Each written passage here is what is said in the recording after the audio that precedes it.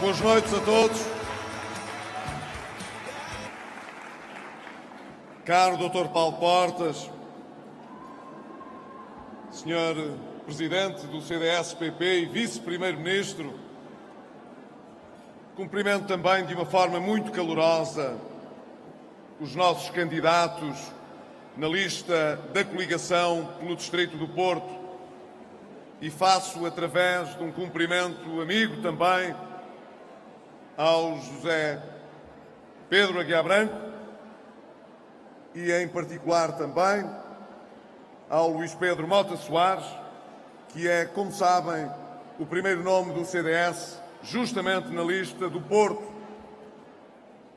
Permitam-me também uma saudação muito calorosa ao Sr. Presidente da Câmara de Penafiel, o Antonino, que tem realmente no seu conselho uma obra notável e nesta sala um apoio extraordinário para esta coligação.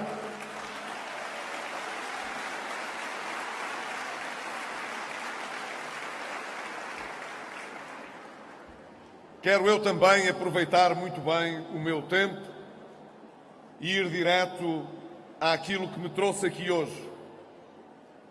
Dizer-vos, estamos praticamente a uma semana das eleições. A campanha, portanto, já vai larga. Já muito se disse, já os portugueses tiveram a oportunidade de avaliar e de ponderar.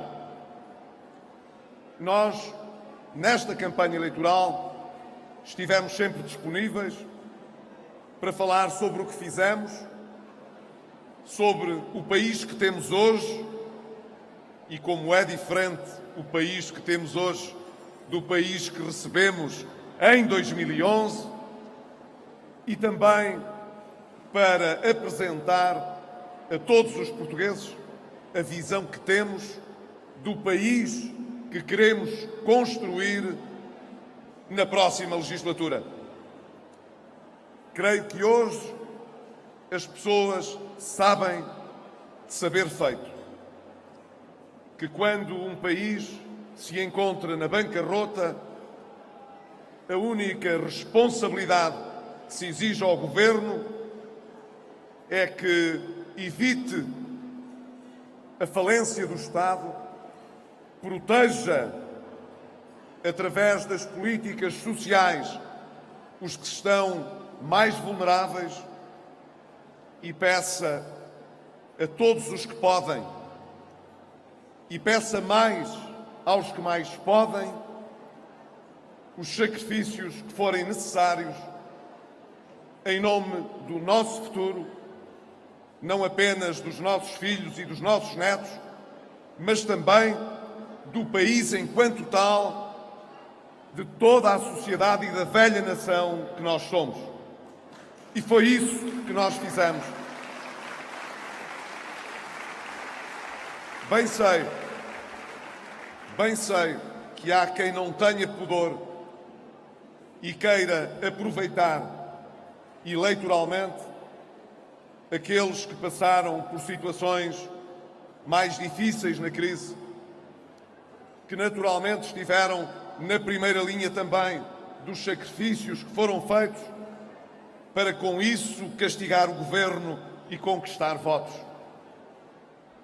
O Dr. Paulo Portas já o disse aqui com razão. Nós preferiríamos que a nossa oposição não fosse tão azeda com os bons resultados no país.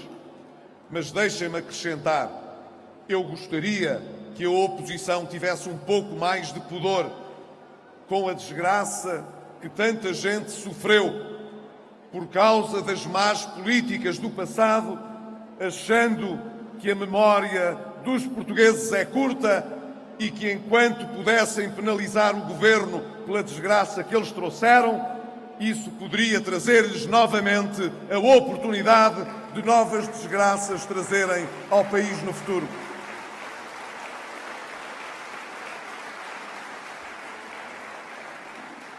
Mas nós sabemos, ao contrário do que nos apontam a nós, que não existe, seguramente, nos partidos da oposição, nenhum propósito cruel de atirar o país novamente para a bancarrota ou de quererem produzir desesperança e angústia no país.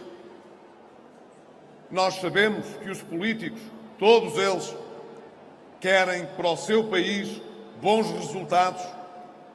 Eu não conheço nenhum político que esteja com nobreza na política que não deseje mais justiça, mais desenvolvimento, melhores resultados para o seu país. Eu acho genuinamente que em todos os partidos os políticos querem alcançar bons resultados. Porque é que então somos diferentes? Porque nem todos conseguimos responder com a mesma eficiência para os resultados que interessam. E, na verdade, muitos daqueles que no passado nos trouxeram à situação de 2011, consciente ou inconscientemente, falharam e isso custou muito ao país. E nós, conscientemente, nunca quisemos falhar e por isso Portugal não falhou nestes anos, por isso os portugueses se mobilizaram para o país se transcender e poder ultrapassar as dificuldades graves de 2011. Sei, já o disse, que há muitas pessoas em Portugal ainda que votaram em nós no passado e que ainda não se reconciliaram inteiramente connosco. E muitas pessoas pensam ainda na sua avaliação se vale a pena, depois de tudo o que passou, ir votar e mostrar assim a sua disponibilidade para construir alguma coisa mais para o futuro. Ontem, em Santa Maria da Feira e hoje, aqui em Penafiel, quero dirigir-me a eles de forma particular. Sabem, com certeza, que muitas das expectativas, muitos dos compromissos e das ideias que tínhamos para concretizar em Portugal tiveram de aguardar que nós primeiro saíssemos da bancarrota e pudéssemos fechar a assistência externa que foi imposta ao país. Mas agora que nós vemos o país engrenar em crescimento, agora que nós estamos a ver o emprego a ser criado, como ainda bem dizia o Vice-Primeiro-Ministro, as nossas exportações, a cada ano que passa, desafiam os resultados do ano anterior, que é como quem diz que as empresas se superam todos os anos e conseguem, entre a sua gestão, os seus trabalhadores, ter cada vez melhores resultados, sermos cada vez mais competitivos, atrairmos cada vez mais rendimento para o país. Agora nós podemos mais e poderemos nos próximos 4 anos, porque é de inteira justiça e proporcionalidade, dar àqueles que estiveram na primeira linha dos sacrifícios estes anos a possibilidade de serem também os primeiros a beneficiar com aquilo que é a recuperação do país.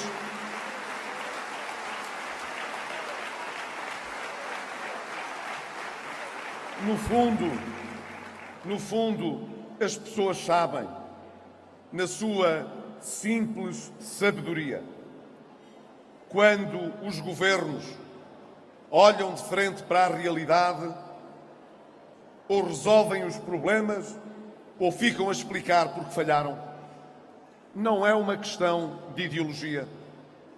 Nestes anos, os portugueses puderam ver em vários países da Europa que foram governados e são por governos socialistas. Foi o caso em França, foi o caso em Itália. Governos socialistas que disseram: temos de controlar o déficit, Temos de controlar as despesas públicas. Temos de fazer reformas estruturais, seja no mercado laboral, seja olhando para o mercado financeiro e para o mercado do produto. Se os governos socialistas da Europa, quando olham para os problemas, têm de lhes responder e pôr de lado, às vezes, algumas das ideias que defendiam antes de chegarem ao governo, porque é que os socialistas em Portugal não põem os olhos nessas experiências para serem mais prudentes naquilo que dizem e naquilo que criticam ao governo do seu próprio país?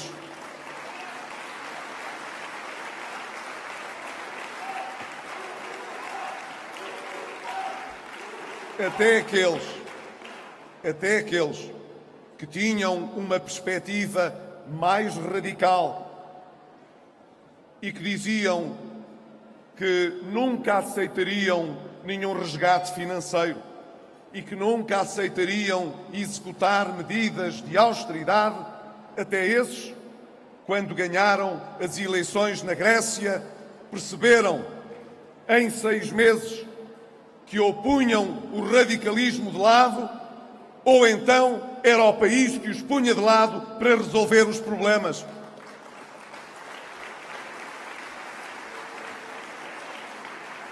As pessoas sabem, na sua sabedoria simples, que aquilo por que passamos exigia sacrifício e dedicação.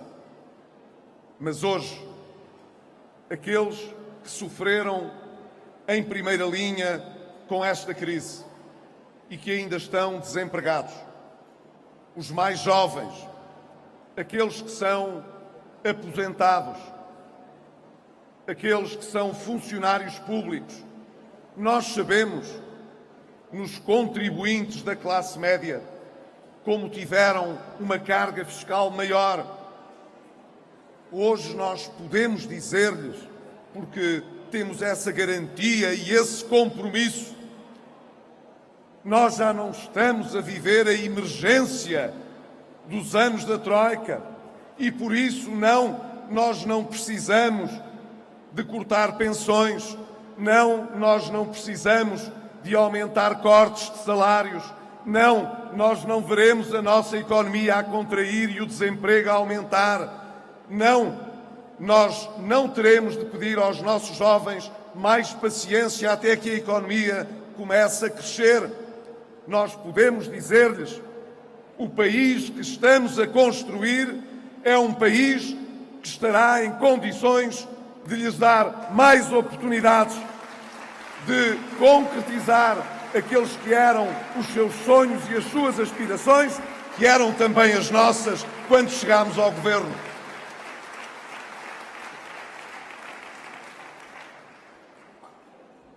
Há uma grande diferença, portanto, na avaliação que os portugueses hoje podem fazer daqueles que estiveram no governo e na oposição.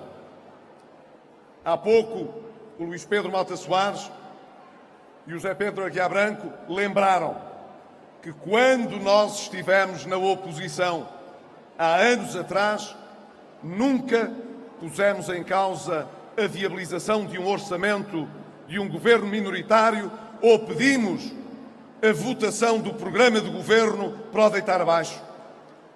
É verdade, ainda não havia coligação Portugal à frente em 2009, mas os dois partidos, na sua genética, tiveram na oposição um comportamento responsável que punha o país e o interesse dos portugueses à frente.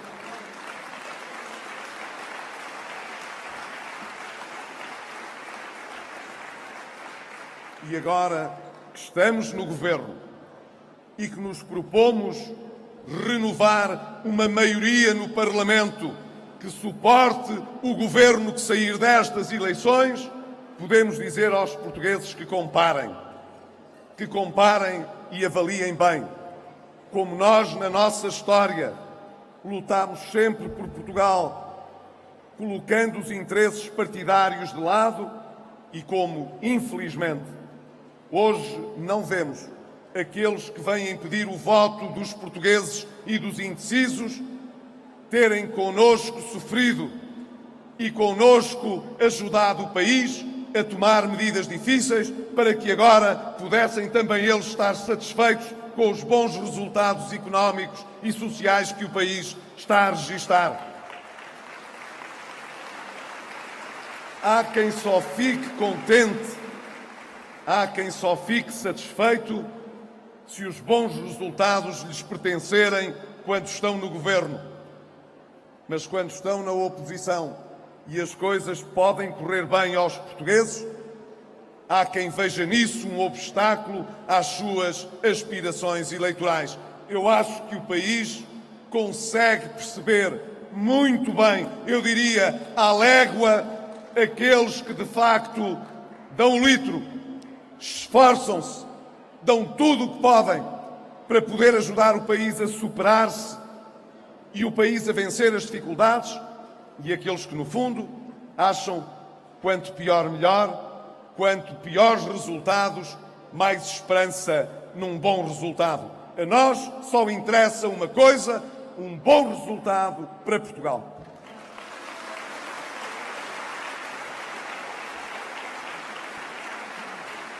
Esse bom resultado é aquele que nos permitirá continuar a maratona que iniciámos há 4 anos. Recolher uma maioria que dê estabilidade ao próximo governo e que permita que o governo possa ter gente que una o país, que chame todos os portugueses e que lhes dê cada vez mais razões para acreditar que o país, na sua história antiga e na sua sabedoria, não deixará de aproveitar as boas condições que se esforçou para que fossem hoje criadas, para poder ambicionar mais, não porque já hoje possa mais, mas porque mais poderemos depois das eleições.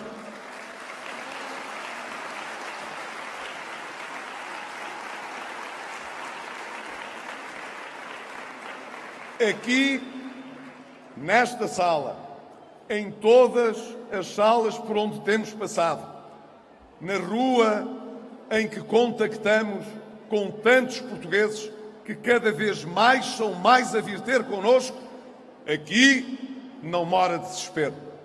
Aqui não há angústia.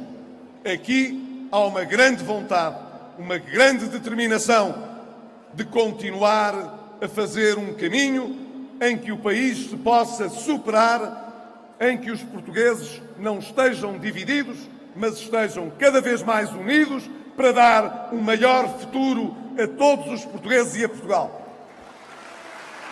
É neles que confio e tenho a certeza de que essa confiança será retribuída nestas eleições. Viva Penafiel! Viva o Porto! Viva Portugal!